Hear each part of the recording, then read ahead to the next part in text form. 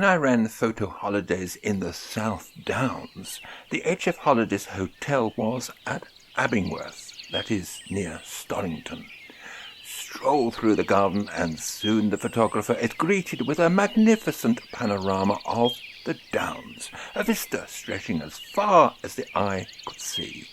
This was the inspiration for many artists, and particularly in my own field of music, a vision we can share with our cameras.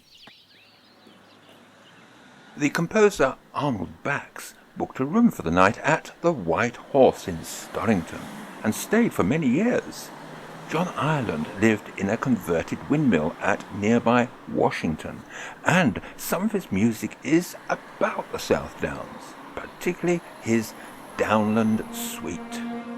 The South Downs Way follows the crest of the Downs, and there are fantastic views over the Weald to the Surrey Hills, and in the other direction you might just make out, yes, there it is, the Isle of Wight. So, to Ireland's music, let us stroll along the way over Kidhurst Hill and Rackham Hill, which overlooks Parham House, and we will go as far as the Arun Valley.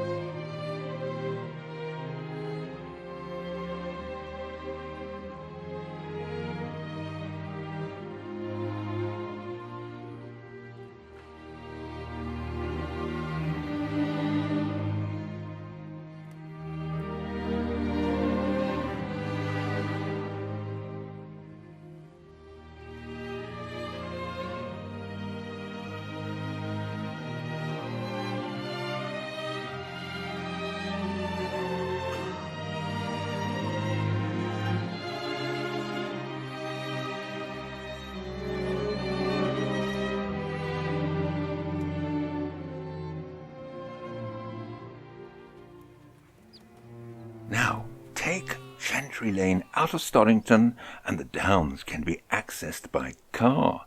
There is a small car park at the top. After parking, carefully retrace your steps back down the road for some fantastic views over the Weald. The road, incidentally, is a cul-de-sac. I went with my friend Richard, who is still wedded to the E3. Remember that? It was, in its day, a very good camera, and probably still is. I am using the OM5 with the 12-45 Pro lens, which I am finding to be an amazing combination. Everything is handheld, no filters or tripods. Our reason for a visit was Sussex Composers, which will shortly be premiered, if not already. Now that is Harrow Hill, in view, and that was the inspiration for John Ireland's Legend for Piano and Orchestra, where he thought to have seen children dancing in archaic costume. I think he might have been imagining things. Never mind. If it wasn't for copyright, I would play the music, and neither were we lucky in seeing those phantom children, but we still enjoyed our walk. This part of the South Downs is a challenge photographically, and perhaps a perfect blue sky is not the best day. It needs atmosphere. But then, photography is often making the best of what you've got, so I hope that I have been a little successful.